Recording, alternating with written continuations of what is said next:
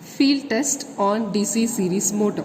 So this is one of the most general methods of testing the DC series motor, and usually this test is always conducted with the pair of series machines. So one of the two machine will be made to operate as motor, the other one will be made to operate as generator, and the load will be connected to the generator. So the field test is always conducted when the machines are coupled together in pair. So the main objective of this experiment is to predetermine the efficiency of both the machines, the machine which is made to operate as motor and the machine which is made to operate as generator. At any given loading condition, the efficiency can be determined by conducting this field test on a given motor generator set of the series machines. So here is the circuit diagram. We require a DC supply of 220 volts. We require an ammeter to measure the current of DC type and an voltmeter to measure the supply voltage. And here you can see the field winding of both the machines, that is the machine which is made to operate as motor, the field is represented as SM, and the machine field which is made to operate as generator, it is represented as SG. So both the field of two machines are connected in series with the motor armature. And then we are using a rheostat of 18 ohms in order to control the current which is allowed to flow into this series combination. So a voltmeter of 0 to 300 volts range is used in order to measure the voltage across the motor alone. And a load is used in order to connect it to the generator, and ammeter and voltmeter here will be recording the load current and load voltage or the generated voltage. So this experiment, that is field test on the motor generator set, will be conducted on D4 table. We require a DC supply of 220 volts. You can observe in the panel there are two machines of series type. One is DC series generator, other one is DC series motor. So both are coupled together, and we are using this motor generator set for conducting the experiment. We require a rheostat of 18 ohms.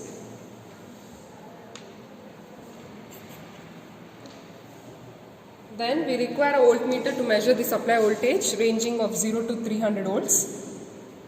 We require another voltmeter to measure the voltage only across the motor of 0 to 300 volts range, and an ammeter of DC type to measure the motor current, and another voltmeter to measure the generated voltage across the series generator of 0 to 300 volts range, and the ammeter of DC type to measure the current supply to the load of 0 to 20 amps. And we require a load which has to be connected to the generator. The main point which has to be noted while conducting this experiment with respect to series machines are, never this series motor has to be started under no load condition. So before we switch on the supply, at least 50% of the load has to be already applied in this rheostatic load. So this is the circuit diagram or the connection to conduct the field test on the motor generator set of series machines. So starting with the connection, from positive of the supply, the connection has to be given to the negative. From positive of the supply, the connection has to be given to the positive terminal of the ammeter, which is used to measure the motor current. So here the range of the meter what we will be using will be 0 to 30 amperes. So here the common terminal is made as positive terminal, whereas the other terminal is made as negative. Now from the positive of the supply, the connection has to be given to the positive terminal of ammeter. From the other terminal, that is the negative terminal, the connection has to be taken to the rheostat, 18 ohm rheostat. So one of the two terminals, we will give the connection to 18 ohms rheostat. Now from the other end of this 18 ohm rheostat, the connection has to be given to the positive terminal of motor field. You can observe there in the panel, you have both motor field as well as generator field. So now from the rheostat, the connection has to be given to the motor field, and in motor field the connection should go to positive terminal. So this is the positive terminal of the motor field. From rheostat, the connection has to be given to positive terminal of motor field. From the negative terminal of the motor field, the connection has to be given to motor armature, positive A+.